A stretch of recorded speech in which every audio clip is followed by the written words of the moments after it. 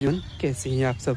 मुझे उम्मीद है आप बहुत अच्छे होंगे। तो चलो आज एक काम करते हैं ना, एक फिजिक्स का बेहतरीन कॉन्सेप्ट से, that is friction force F equal to mu N. Mu क्या बताता है? म्यू बताता है the roughness between the two objects, and N क्या बताता है the perpendicular force between two objects. तो चलो अगर हम म्यू को जीरो कर देते हैं, मेरा जो फोर्स ऑफ फ्रिक्शन निकल के आएगा वो क्या हो जाएगा? जीरो हो जाएगा।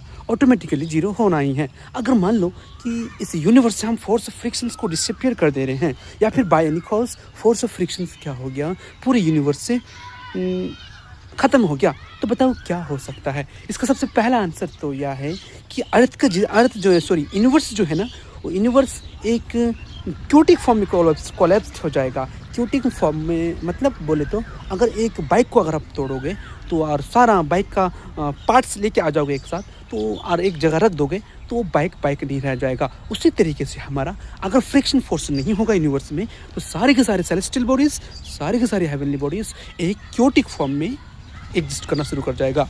दूसरी बात, हमारा जो बायोलॉजिकल स्ट्रक्चर है, बायोलॉजिकल स्ट्रक्चर जो है वो भी वेनिस्ड हो जाएगा, ख़त्म हो जाएगा।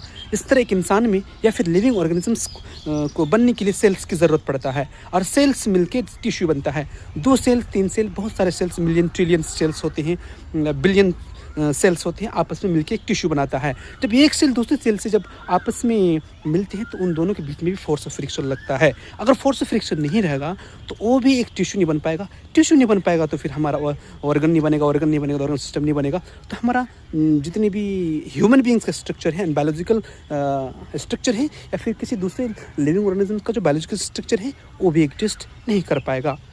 थर्ड पॉइंट यह है कि अगर कोई एक मोशन ऑब्जेक्ट है, कि अगर कोई एक ऑब्जेक्ट अगर मोशन कर रहा है तो आप उसको रोक ही नहीं सकते हो। इम्पॉसिबल है। क्यों? क्योंकि किसी भी ऑब्जेक्ट को रोकने के लिए क्या चाहिए? 2 सरफेस का कांटेक्ट होना ज़रूरी है। अगर 2 सरफेस का कांटेक्ट होगा तो ऑटोमेटिकली फोर्स ऑफ फ्रिक्शन लगेगा। फोर्स ऑफ फ्रिक्शन लगेगा तभी हम उसको क्या कर सकते हैं, और उस मोशंस को, मतलब जो मूविंग ऑब्जेक्ट है उसको अपोज कर सकते हैं।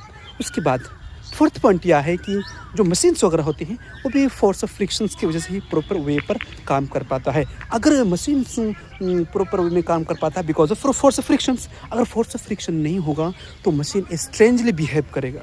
स्ट्रेंजली बिहेव करने का मतलब यह है कि वो जिस तरीके से काम करना चाहिए उस तरीके से फंक्शंस नहीं कर पाएगा। अगर मशीन्स को एक बार स्टार्ट कर दिया, अगर मोशंस में आ गया, तो उसको रोकना इम्पॉसिबल है। क्योंकि रोकने के लिए क्या चाहिए? Force of friction. अगर फोर्स ऑफ फ्रिक्शन नहीं है तो हम उसको रोक नहीं सकते हैं।